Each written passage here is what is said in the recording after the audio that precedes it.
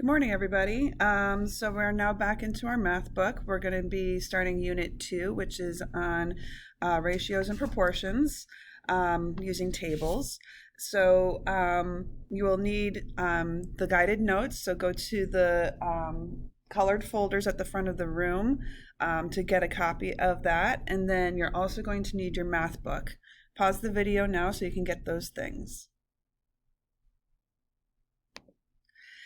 All right, so today's lesson, the learning targets are twofold. One, we can use equivalent ratios to describe scaled copies of shapes. Just remember, equivalent means the same, so the same ratios. Ratios are fractions, so we're looking at fractions today. They're going to be the same fractions in order to be scaled copies, right?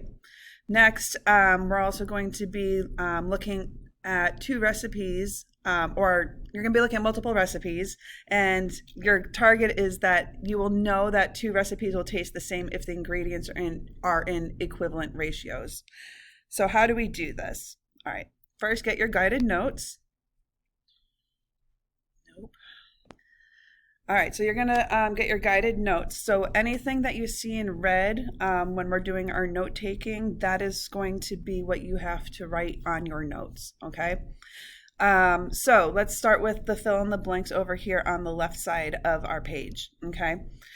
So recipes that taste the same will have ingredients that are in blank ratios. Okay, we are going to be looking at equivalent ratios. Remember our learning target. Okay, so recipes that taste the same will have ingredients that are in equivalent ratios.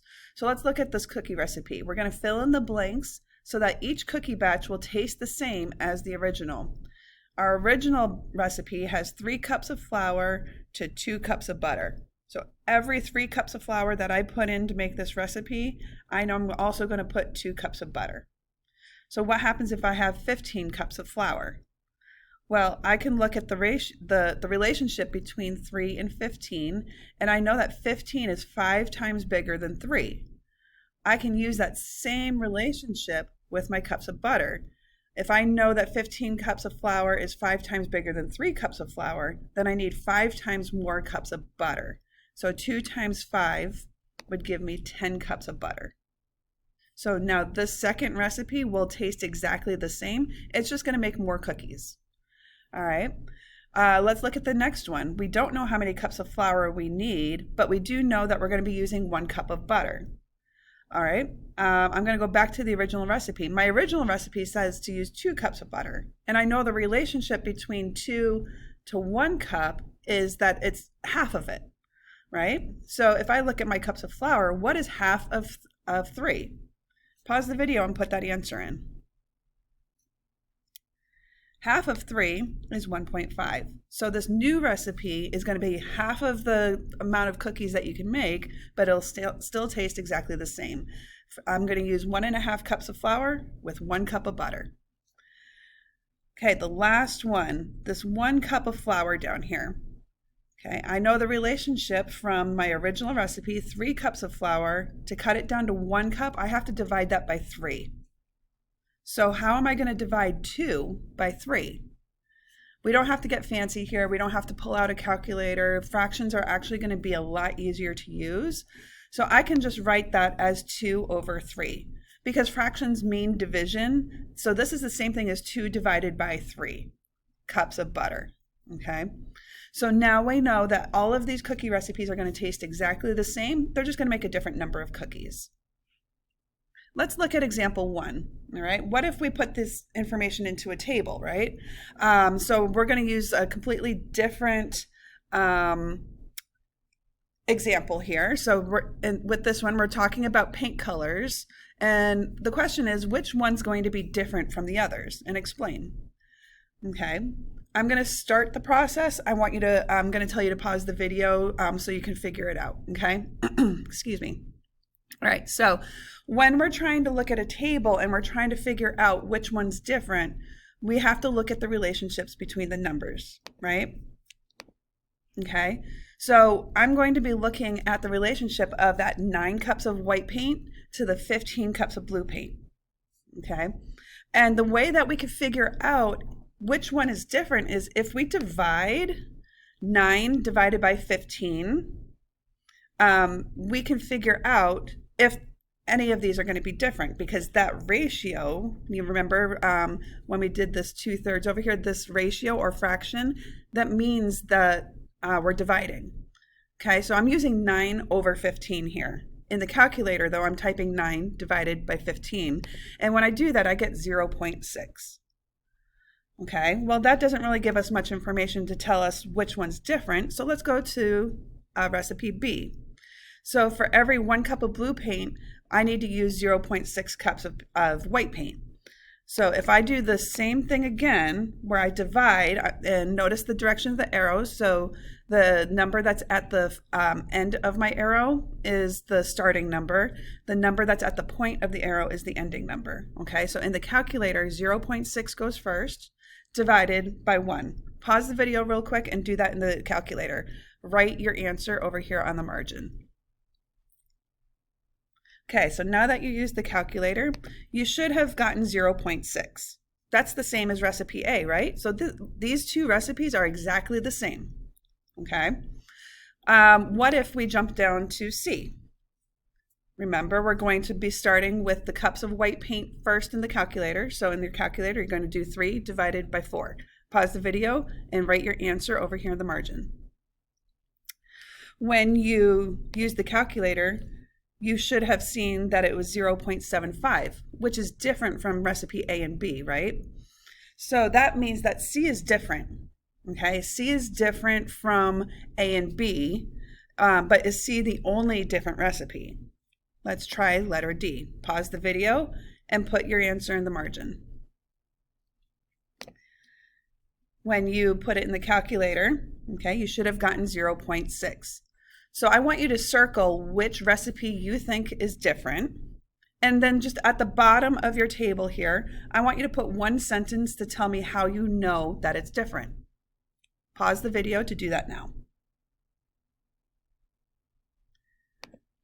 All right, you should have circled letter C. C is different. And we know that because this number over here, 0.75, is different from all the other 3 recipes, because those were all 0.6. Recipes A, B, and D are all the same equivalent ratios. That means that they are the same recipe, just making different amounts. C is completely different. So what happens if we use recipe C? Is the paint going to be darker, or is it going to be lighter? A lighter blue. Dark blue or lighter blue than A, B, and D. I want you to write that down here at the bottom as well. Which recipe,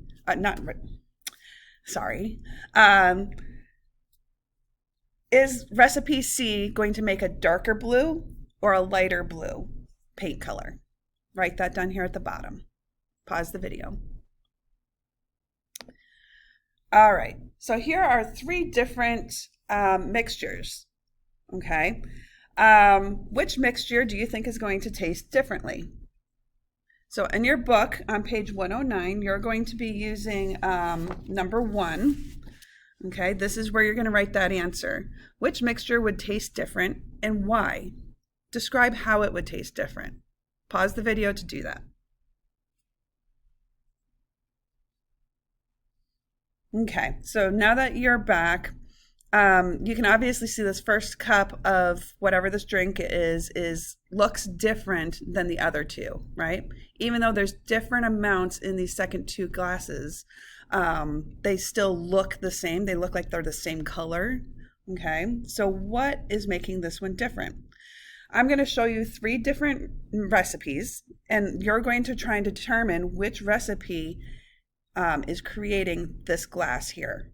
Okay, so when I show you mixture 1, so when you look at your book on page 109, these mixtures are not in the same order as the picture that you see. Okay, look at your picture. You see that we have 1.5 teaspoons of this powdered drink mix and 1 cup of water. Find that on your page. Okay, here's mixture number 2. I would write this above the picture that you see in your book. So mixture number 2, find the picture that has 1/2 teaspoon of powdered drink mix and 2 cups of water. write mixture 2 above that picture. And then here's mixture 3. Mixture 3 uses 1/4 teaspoon of powdered drink mix and 1 cup of water. Find that on your page and write mixture number 3 above that picture. Okay, so now that you've identified the recipes, which of the recipes, and I have them listed here without the pictures, which of these recipes is for the stronger tasting mixture, that darker red color? Again, you're going to look at relationships just like we did in our guided notes when we were looking at the paint mixtures. We can look at the relationships between the cups of water and the teaspoons of drink mix, okay, by doing division, okay. Fractions, this 1/2, that is equal to 0.5. So 1.5 teaspoons of drink mix is 1.5 teaspoons. That's what you would put in the calculator. This 1/2 here is 0.5. So that's what you're going to put in the calculator for that number. And for the 1/4, in the calculator, you're going to put 0.25. Pause the video and try to figure out which of these recipes is going to give you the stronger drink mix. Okay, so you should have found that this recipe, this first recipe here at the top, that is what is creating the stronger drink mix. How do you know that that's creating the stronger tasting mixture? In your book on page 109, I want you to write down how you think that this is the stronger tasting mixture. Pause the video to do that now. All right, on page 110 in your book, you have these crescent moons. How is moon D different from the other 3? Just when you look at it, what do you notice? I notice that D looks like it's squashed, like it got pushed down and flattened a little bit, and it looks fatter than the other 3. But how do we know for sure that these are not, that D is actually different from A, B, and C? We can do this two different ways. All right, one way is to draw boxes around the perimeter of the shape. Notice that we're using rectangles, right? So if I look at crescent moon A, there's this green rectangle. The bottom side is 8. The length from tip to tip is 12. And I can put that into a table. I can make a table and put those numbers into the table and then divide length divided by width, and I can get a ratio. And this is where I can find if one is different from the other. Remember when we did the paint mixtures for our guided notes, when we had that 0.6 and then we had that 0.75? That's how we can tell the difference. So one way is to make a table and draw rectangles around the outside of the picture to figure out which one is different, okay, and how much different it is. Another way we could do it is if we draw lines for the width. So if we look at line C to D, it equals 4 units, which I have written here, right? And if I go from tip to tip, so if I drew a line from F to E, that's going to be 12 units long, okay? And I can put those into a table. So my widest part would be 4 here. My nope, that's moon C, sorry. I'm going to put 4 here for the width, and I'm going to put 12 here for the tip. And then when I look at my third column, it says widest part divided by the tip. So I'm going to take that 4 and divide it by 12 and put my answer here. Okay, I'm going to do that for each moon. So if I look at B, I take the width, which is 2, I would put here. The height from tip to tip is 6 because it tells us right here. I would put that in the second column, and then I would do division. I would take that 2 divided by 6 and put my answer over here. I want you to choose between using the green boxes, making a box around the moons to find the relationship, or using the width and going from tip to tip. You get to choose. At the bottom of page 110, I want you to draw one of these tables. So you're going to pause the video to make it match. If you choose to do the lines for the width and the tip to tip, you're going to use this table.